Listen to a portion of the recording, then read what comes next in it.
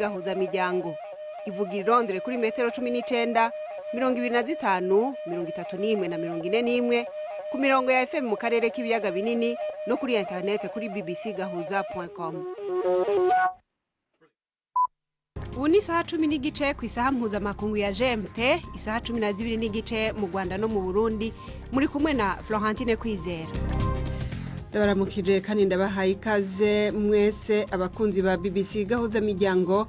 Izi ni zimwe mu ngingo zigize ikiganiro cacu cyo kuri wa gatatu itariki 4 z'ukwezi kwa mbere muri 2023. Muri Republika ya Demokarasi ya Kongo, abanyagihugu bo mu bwoko bw'abatutsi baba mu karere ka Masisi bavuga yuko abacunza amabariyeri ari hagati ya Kicanga na Sake babayizizira bakabagirira nabi babaziza ko basa n'abatutsi ngo kugukeka yuko bakorana na M23. Ahanini ingabo z'igihugu kuko bambaye imyambaro y'abanya, noneho ariko umututsi akahura n'akaga kubera ikibazo cy'abarwanyi ba 23. Nigeria ngo yemereye Burundi kwihweza icifuzo cabwo co kuburonsa ibitoro, nayo Uburusiya butumwikomo ku basirikare babwo kubona ibisasu vya rokete vya Ukraine byarashoboye kubona aho bari bikana hasambura mu gisagara bwari fatiye ca Idonodo. Kuri ivyo vyose rero ni mukanya mubanze mutega amatwi amakuru yo hirya no hino ku isi avugwa hano kuri BBC n'amakuru mushikirizwa na Prudence Ngiyumva. Abadepite bo mu ishyaka ry'abarepublikani mu nteko ishinga amategeko muri Leta Zunze Ubumwe za Amerika baraza kongera kugerageza gutora umukuru w'inteko nyuma yo kunanirwa kubikora ejo hashize kuwa kabiri. Igikorwa cyo gutora cyarasubitswe nyuma y'uko umuyobozi uyobora ishyaka ry'abarepublikani muri iki gihe Kevin McCarthy ananiriwe kubona amajwi ahagije ku nshuro 3, ariko uyu munsi yashyigikiwe na Donald Trump wasabye abarepublikanizi gutora Kevin no kurangiza igikorwa. Trump wahoze ari perezida yabasabye kudakora icyo yise mu magambo ye guhindura intsinzimo intsinzwi ikomeye kandi isebeje. Abarepublikanizi batsindiye kuyobora inteko ishinga amategeko mu matora yo mu kwezi kwa 11, ariko McCarthy yananiwe kubona ubwiganze busesuye kubera ko abadepite 20 bo mu ishyaka rye bagendera ku murongo ukarishye batsimbaraye bakanga kumushyigikira. Ibiro bihagarariye Leta Zunze Ubumwe za Amerika muri Cuba byongeye gufungura serivisi zo gusaba impushya zo kujya mu mahanga bita visa. Washington yari yarafunze ibikorwa byayo muri 2017 kubera uburwayi budasobanutse bw'abakozi bayo bwamenyekanye ku izina rya Havana syndrome. Imigenderanire hagati ya Amerika na Cuba yarahungabanye cyane ku butegetsi bwa Donald Trump, ariko yongeye kuzahuka mu myaka 2 ishize. Ubutegetsi bwa Biden bukaba bwongeye gufungura ambasade mu gutanga impushya z'abajya muri Amerika. Ku ikubitiro ambasade izibanda mu kwemerera gusuhuza imiryango muri Leta Zunze Ubumwe za Amerika. Iyi ntambwe ikozwe mu gihe abimukira bo muri Cuba bajya muri Leta Zunze Ubumwe za Amerika bageze ku rwego rutarigera ruboneka mu myaka ibarirwa muri za 40. Abategetsi mu Bushinwa baravuga ko bari kohereza imiti y'ingenzi mu bitaro byo mu bice by'icyaro mu kwitegura inkubiri y'ubwandu bwa COVID mu byaro. Ibindi kuri inkuru ya Silia Hatton ukorera mu gace ka Asia na Pacifica murabyumva mu ijwi rya Jean-Claude Mwambutsa. Imibare igaragaza ibipimo by'abikingiza mu bice by'icyaro by'Ubushinwa ngo ntiyizewe cyane, bityo ikigo gishinzwe ubuzima muri iki gihugu kikavuga ko kigiye kohereza imiti ndetse n'ibikoresho byongerera umwuka abarwayi mu duce twa kure twegereye abaturage. Ibi kandi ngo bizanagezwa no mu mazu atangirwamo serivisi z'ubuforomo, amenshi akaba asaba ko abakozi bakambika ahantu runaka kugira ngo batabare abaturage batishoboye. Hari ibimenyetso byerekana ko imijyi imwe ikomeye y'Ubushinwa igenda yigobotora ibihe bikomeye by'ubwandu bwadutse nyuma y'aho iki gihugu gikuriyeho bitunguranye amategeko akarishye yo kugenzura ubwandu. Hariho ariko impungenge z'uko ingendo zitezwe kubera iminsi mikuru iri imbere zishobora gutuma virusi ikwirakwira mu bice by'icyaro. Azerbaijan yakanye ibirego bya Armenia ko iri guteza akaga ku bantu bo mu bwoko bw'Abarmenia mu gace katavugwaho rumwe ka Nagorno-Karabakh. Minisiteri y'ububanyi n'amahanga ya Azerbaijan yamaganye ibivugwa na Armenia ko iri kuzibira umuhora w'ingenzi uzwi nka Arokin Corridor uhuza aka gace na Armenia. Yavuze ko ifunguye ku bikorwa by'ubutabazi nubwo abategetsi ba Azeri bamaze ibyumweru barafunze umuhanda kucyo bavuga ko ari ukwigaragambya bamagana ubucukuzi bw'amabuye y'agaciro butemewe n'amategeko mu gace ka Nagorno-Karabakh. mu ntambara yamaze igihe gito yo muri 2020 Azerbaijan yafashe ubugenzuzi bw'akarere kari hafi ya Nagorno-Karabakh kahoze kagenzurwa na Armenia. Iyi ni BBC gahuza imiryango yumva no kuri Kisoro FM muri Uganda no kuri BBC gahuza akadomo.com. Abantu bagera kuri 19 bishwe n'ibitero bibiri bya bombe byagabwe hakoreshejwe imodoka mu ntara ya Hirani muri Somalia. Umutwe w'abarwanyi ba Kisilamu wa Al-Shabaab wavuze ko wagabye ibi bitero. Inkuru ya Mary Hapa muragezwaho na Ahmed Kumagenge. Al-Shabaab ni nk'imbeba mu mfuruka iguma ihwikira itera ariho hose n'igihe cyose ibishoboye iyo yugarijwe n'igitero simusiga. Inguvu nshasha ziturutse ku bufatanye bw'ingabo ziriko ziriyegeranya inyuma y'imyaka myinshi ibintu bisa n'ivyadindiye. Igendereza n'indege vya Amerika na Turkiya, ingabo z'ishirahamwe rya Afrika, igisirikare ca Somalia n'imigwi yitwara bwa gisirikare y'imiryango, ibyo byose biriko birakorera hamwe kandi hari ico biriko birashikako. Kimwe mu bintu bishasha bikomeye byahindutse nuko abanyagihugu basanzwe bari mu turere tugenzurwa na Al-Shabaab ubu batanguye guhaguruka ari benshi bayanka. Igisigaye gikomeye no kugumya uturere tuba tuvanywe mu minwe y'uwo mugwi no guha abantu batubamwo amahirwe yo kugira ubuzima bwiza gusumba. Impirimbanyi ziharanira kurengera ibidukikije zigaragambya zateye irangi ry'ibara ry'icunga cyangwa orange ku nzugi z'ibiro bya Minisitiri w'Intebe w'Ubufaransa. Amashusho yashyizwe kuri interinete arerekana ibyuma bya metalike z'umukara n'inkuta zibikikije byamishweho irangi ry'ibara ry'icunga. Muri iyo video kandi abigaragambya babiri baragaragara bari gukururwa na polisi. Florentine urakoze Prudence ngimva kuri makuru ya BBC.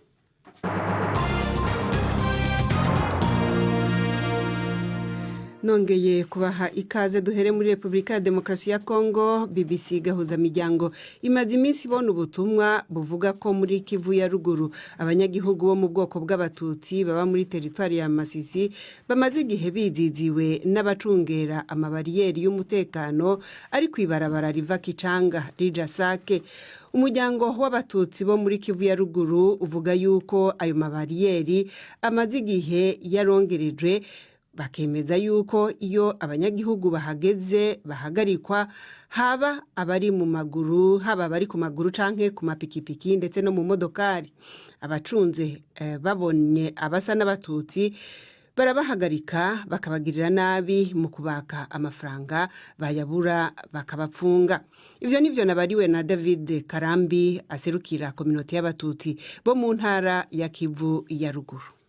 Ni amabariyeri yo kugenzura umutekano w'igihugu, ariko cyane cyane iyo bahagarika abantu kubera bumva yuko abarwanyi ba M23 ari abatutsi kandi atari byo, usanga abatutsi kuri bariyeri bahura n'akaga. Abo bari ku mabariyeri ni bande? Baraheza bagahakorera iki? Bahagarika abantu bari ku maguru, kuri moto cyangwa ku modoka, bakwerekana ibyangombwa iby'umututsi bakabifatira, noneho bakamukura mu modoka, bakagomba kumusaba amafaranga cyangwa se bakamwirirwana kugira ngo yigure abone kuva aho ngaho. Hari abo mumaze kumenya byashikiye nka bene ivyo? Ni benshi buri munsi nyamara abaturage bacu atari abarwanyi, ahubwo barakeneye gucungirwa umutekano nk'abandi bose. None Bwana Karambi, abantu baba bacunze ayo mabariyeri ni bande? Ahanini ingabo z'igihugu, kuko baba bambaye imyambaro ibaranga, noneho ariko umututsi akahura n'akaga kubera ikibazo cy'abarwanyi ba 23. Ko twumvise amakuru avuga yuko ubutegetsi bwa gisirikare buri ngaho Masisi guhura nabo muri community y'abatutsi, ico kibazo mwakibashikirije, hari ico babishuye? Twahuye n'ubuyobozi bwa gisirikare na komanda regiment y'Igicanga, komanda regiment y'Burungu ndetse na General Mugabo uri Kabati. Abanyamuryango bagiye barasanga ku buryo komanda regiment y'Igicanga n'Uburungu bakoze za mitingi z'abaturage bose, bavuga bati nta muturage ugomba guhohoterwa ngo ari we wese. Ni ukuvuga amakominote yose harimo n'abatutsi n'ayandi moko? mpamvu moko rwose izo mitingi zarabaye burundu n'igicanga bahumuriza abantu bose. aho ni ryari ariko muri ibi byumweru bibiri bishize. ariko uno munsi naho uwo munsi ko twumvise ko bari hiyo ko umuvugizi wa gisirikare General Sylvain Ekenge ko yari yatubwiye yuko hariho ababagendeye, ntabo mwabonye ejo, ntabo mwabonye uno munsi, ntabo mwavuganye mwebwe ku giti cyanyu nka kominote y'abatutsi? Twabonanye na General Mayanja niwe ukuriye za operasiyo muri iki gice cya Rucurumasisira Kongo na Walikale, yaje kuduhumuriza kandi yakoze ibyo ashoboye byose, kuko hari n'abari bakorewe perquisition igicanga ari abantu 15 bose ari imiryango y'abatutsi aza kubakorera perquisition. Ni ukuvuga kubasaka, ariko yaje gusaba yuko barekurwa kandi bararekuwe, turabimushimira muri iki cyumweru gishize. Nyuma yaho rero, nyuma y'imirwano yabaye mu bice biriya hirya ibishusha, hari umusirikare wageze igicanga arasa abaturage bacu babiri barimo witwa Mupenzi tariki 30 z'ukwa 12. Mupenzi na mugenzi we babagejeje kwa muganga imweso ari ndende, ariko naberezwa Mupenzi yaje kuva mu mwuka. Tariki ya mbere z'uku kwezi chef de centre Butegenye wo ku Nduru nawe bamutsinze hariya muri centre ya Nduru, bamugejeje kwa muganga ahita ava mu mwuka. Tumaze gupfusha abantu benshi, none ikibabaje ni uko nta ankete zikorwa. Ivyo David Karambi yatubwiye, ariko nabibajije umuvugizi wa gisirikare muri Kivu ya ruguru arahakana yuko hari abanyagihugu batotezwa kubera ubwoko bwabo kuri ayo mabariyeri y'umutekano. Colonel Njike Kayiko yemeza ahubwo yuko abavuga ivyo arababa boshwa n'ubutegetsi bwa Kigali, yemeza yuko bibikora mu nzira yo kwereka amakungu ko hari ikibazo c'umutekano muke ku batutsi bo muri Kongo. Gusa leta y'u Rwanda imaze guhakana ibirego bivuga yuko yivanga mu kibazo ca Kongo. Colonel Njike Kayiko yivugira yuko uyu munsi nyene yari yamanye n'abanyagihugu ba Masisi harimo nabo bo muri kominote y'abatutsi, ariko ko atakibazo bamubwiye bafise bisangije. Kubwiwe ngo ivyo bivugwa na mayeri y'u Rwanda kugira ngo rubone inyenda muvano yo kuvogera Kongo. Mais écoutez madame, nous sommes dans une zone opérationnelle. Umva madame, turi mu gace k'imirwano, birakwiye kugenzura urujya n'uruza rw'abaturage mu rwego rwo kubaha umutekano, yego cyangwa oya. Ariko nanone ntugomba kwibagirwa ko akamaro ka mbere k'izo bariyeri ari uguha umutekano abaturage bacu bose. Il n'a jamais été question. Nta na nimwe byabaye ko harebwa gusa igice runaka cy'abaturage, kuko ingabo z'igihugu zibereyeho umutekano w'abaturage bose b'igihugu, nta vangura iryo ari ryo ryose ribayeho. Sans exception aucune. Abo bo mu bwoko bw'abatutsi nabo nyene baremera yuko izo bariyeri ari izo gucungera umutekano, ariko bakavuga yuko iyo haciye usa n'umututsi hoho biba bibi cane, ngo baragirirwa nabi, bagahagarikwa bakambugwa amafaranga batayaronse, bakababwira ngo turabapfunga tubagirize yuko mukorana na M23. Laissez-moi vous dire ceci, vous êtes sans oublier que reka nkubwire ibi, ntugomba kwibagirwa ko abatutsi b'abanyekongo bagizwe ibikoresho n'u Rwanda. Rurakora ibishoboka byose ngo rubajyane mu makambi mu Rwanda kugira ngo rusobanure impamvu yo kuba ruri ku butaka bwa Repubulika ya Demokarasi ya Kongo. Ibyo bizatuma u Rwanda rugaragaza abatutsi b'abanyekongo nk'igice cy'abaturage bahunga ihohoterwa. Ubu tuvugana y'ubwanjye ndi muri Masisi. Je reviens de Kichanga où les communautés sont en train de vivre paisiblement et toutes les communautés, tous Unde, Nande, sont ensemble. Mvuye Kichanga aho abaturage bose babayeho mu mahoro, aho abatutsi n'abanande bari hamwe, kandi abo bose bakaba bafite icyizere ingabo zabo. Uyu munsi nanakoze urugendo ruva Sake ngana Mushaki, navuganye n'abaturage bo mu bwoko bw'abatutsi, twavuganye birambuye. J'ai parlé avec la population de la communauté Tutsi. Nta n'umwe wambwiye ko haba hariho ibikorwa by'urugomo cyangwa ihohoterwa iryo ari ryo ryose. Bambwiye ahubwo ko ibyo ari bivugwa n'umwanzi duhanganye. Ils ont reconnu aussi ensemble qu'il s'agit du mode opératoire de l'ennemi qui est en face de nous. twavuganye n'umwe mu baserukira kominote y'abatutsi yambwiye yuko hari ababo bahagaritswe barafungwa ariko ngo amaze kwitura inzego z'umutekano bararekugwa none ibyo ko ari ibimenyetso bifadika mwibaza yuko bikorwa n'abandi. Écoutez madame, pour le moment le Rwanda est en train de mettre tout. ntega amatwi madamu, kuri ubu u Rwanda rurakora ibishoboka byose kugira ngo rugirirwe impuhwe n'umuryango mpuzamahanga. Nta na kimwe batakora. Uri umunyamwuga ufite uburenganzira bwo gushakisha amakuru no kuyagenzura. Genda umuvugizi w'ingabo za leta mu ntara ya Kivu y'Amajyaruguru, ndaho ibi byose bibera. Ndakubwira ibihabera kuko mbizi. Et je vous dis ce qui se passe. Je viens d'être en contact parce que j'ai profité de la mission d'inspection et de commandement du commandant 3e zone. Nanageza amahirwe yo kwakira intumwa ziyobowe n'umukuru w'akarere ka gatatu k'ibirwano Lieutenant General Mbangu Marcel, wiboneye nawe ubwe ko abaturage bose babayeho mu mutuzo uretse ibi bihuha bikwirakwizwa n'umwanzi kandi ikaba ari imwe mu ntwaro akoresha.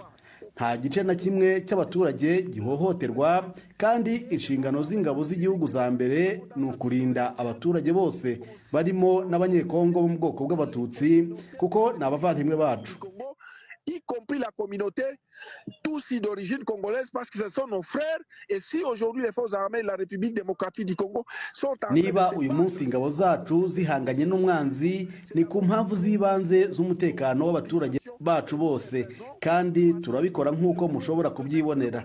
Ushobora kujya Isake ukajya Kicanga n'ahandi kugira ngo ushobore kwibonera ibyo nkubwira. Ibyo bivugwa byose ubifate nk'imikorere y'ingabo z'u Rwanda zishaka kureshya umuryango mpuzamahanga no gusobanura impamvu ziri ku butaka bwa Kongo. Justifier le pourquoi de sa présence n'est-ce pas sur le sol congolais. Colonel Njike Kayiko, twagerageje rero gushaka abategetsi b'u Rwanda ariko ntiturashobora kubabona. Gusa leta y'u Rwanda imaze guhakana ibirego bivuga yuko yivanga mu kibazo cyo mu burasirazuba bwa Kongo. Iyi mwumva ni BBC gahuza miryango, tugeze ku isaha imwe iburi minota 13 mu karere k'ibiyaga binini. BBC gahuza miryango i Bukavu ni kuri FM 102.2. Turakomeza na ibiganiro vya BBC gahuza miryango. Muri Nigeria President Muhammadu Buhari yemeye kwihweza ikibazo yatuwe na President mugenzi we w'u Burundi cyo kuronsa igitoro ico gihugu cy'u Burundi kimaze igihe mu bukene bwacu. Ubwo butumwa bwa President Evariste Ndayishimiye bwajanywe n'umushikiranganje w'u Burundi ajejwe ikigega ca leta Audace Niyonzima. Mu itangazo ryagiye ahabonejo umuvugizi w'umukuru w'igihugu wa Nigeria Femi Adesina yavuze yuko ishirahamwe gimbura ibitoro muri Nigeria NNPC risabwa kwihweza ico cifuzo c'u Burundi gisunze umutima wa Kinyafrika kandi wakivukanyi. Inkuru ya Chris Okoro mwishikizwa na Prudence Ngyumva. Asa n'ukomoza ku bibazo by'ibura rya peteroli bisanzwe biba muri Nigeria, igihugu gituwe kurusha ibindi muri Afurika. Perezida Buhari yavuze ko azi ukuntu bimera ku gihugu cyabuze ingufu, anasezeranya gutanga ubufasha ku Burundi. Umuvugizi wa perezida wa Nigeria Bwana Adesina yavuze ko ku busabe bwo guhabwa ubufasha mu rwego rw'ingufu cyane cyane muri peteroli bisabwe na perezida w'u Burundi.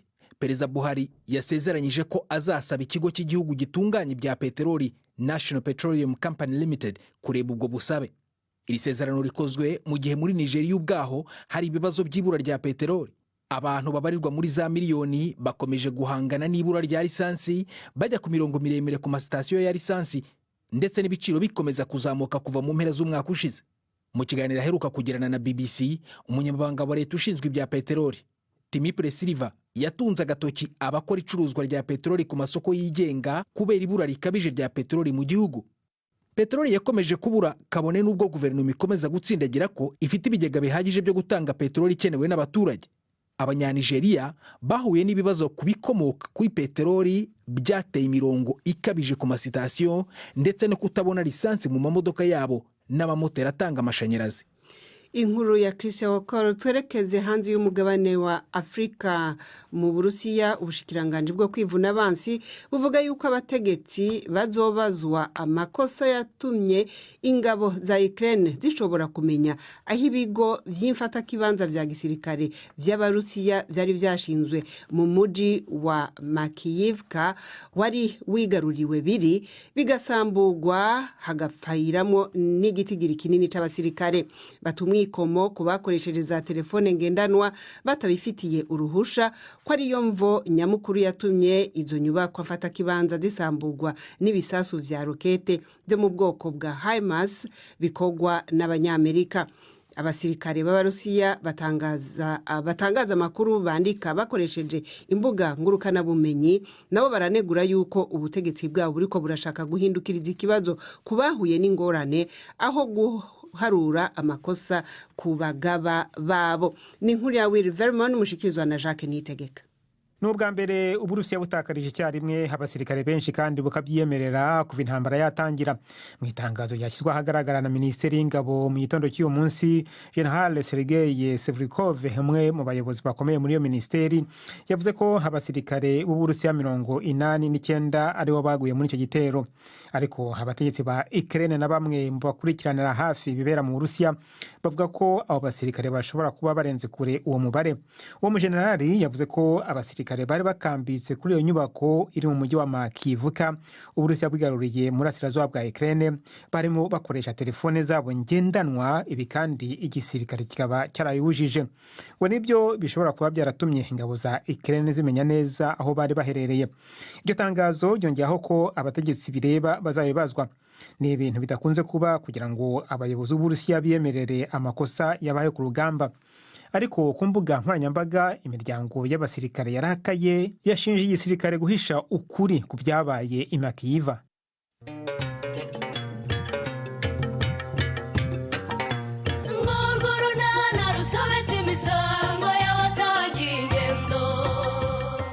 Mu kiganiro nacyo kuri wa kane twabateguriye, baragerageza iki se kumva ngo ibyuma byabo byose babirebesheje bagasanga ndi muzima. None se nawe wabyemeye kuri muzima koko? Naba muzima se nkaba naje hano kwa muganga gukora iki Kareme? Nuko rero itonde barebe neza rwose ahantu hose bashishoze tumenye icyo urwaye, sibyo? Ubu se we ntubyiboneye ibyo maze iminsi nkubwira? Ubwo nyine wowe uhise wemeza ko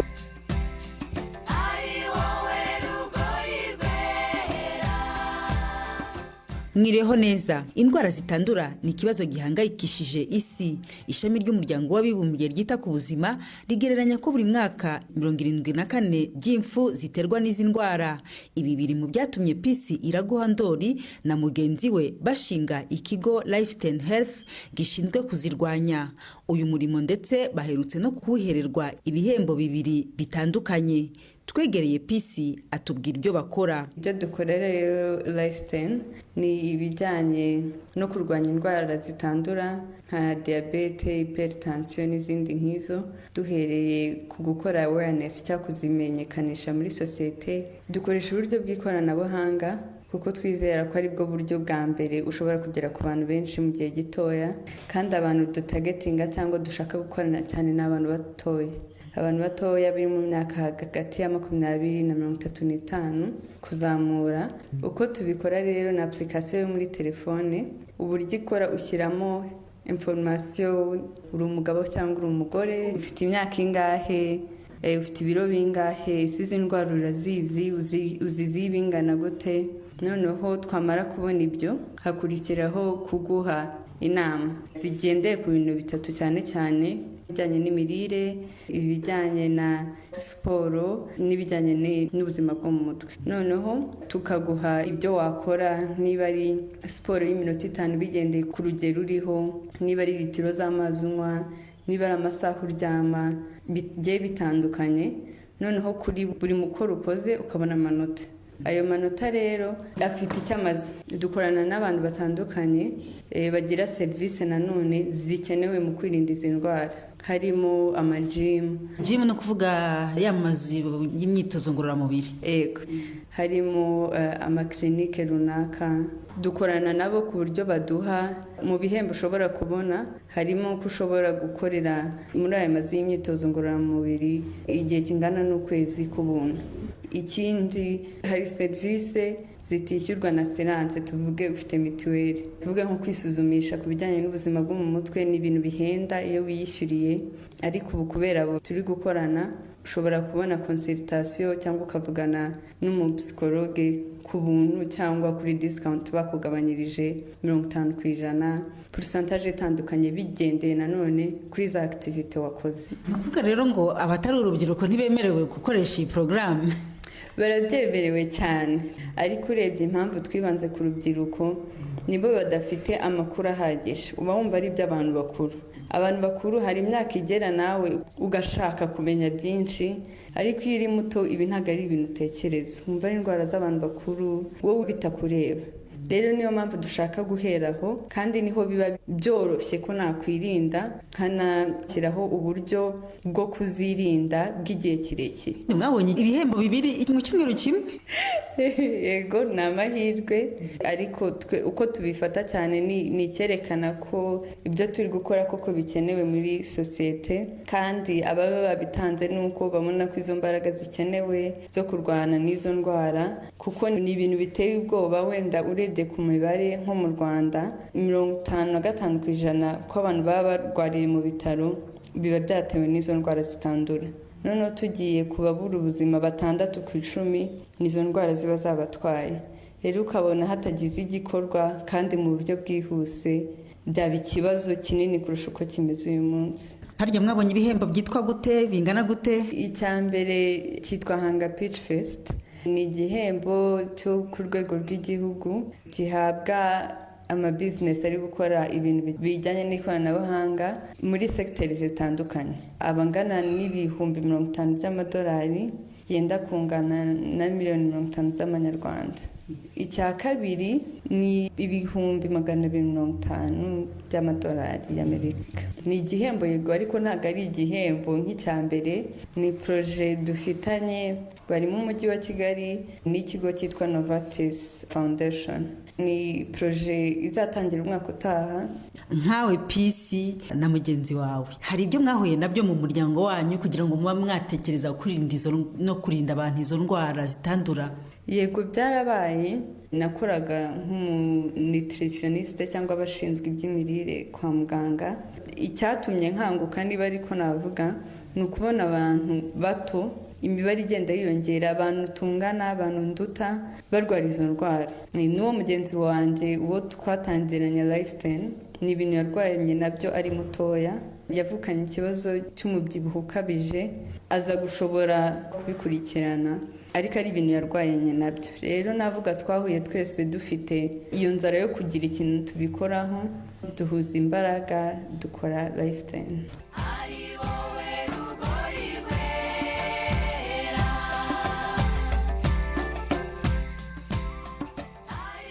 Arakoze Yvette Kabatesi n'uwo mugore baganira, nibo barangije ikiganiro cacu cyo kuri uno munsi. Nababwira yuko muri Repubulika ya Demokarasi ya Kongo abanyagihugu bo mu bwoko bw'abatutsi baba mu karere ka Masisi batubwiye yuko abacunze amabariyeri ari hagati ya Kicanga na Sake babizizira bakabagirira nabi, babaziza uko basa no gukeka yuko bakorana n'umugwi M23, ariko ivyo bavuze igisirikare ca Kongo cabiduhakaniye biciye ku muvugizi waco aho muri Kivu ya ruguru. Mwumvise kandi yuko Burundi bwagiye mu muhango wo kwihweza ikibazo cabwo c'ubukene bw'igitoro n'igihugu ca Nigeria, aho babisabye umukuru w'ico gihugu Muhammadu Buhari. Iki kiganiro cari gihagarikiwe na Jacques Nitegeka, mwariko mwumva Florentine Kwizera. Turabashimiye mwese abahisemo BBC Gahuza Miryango.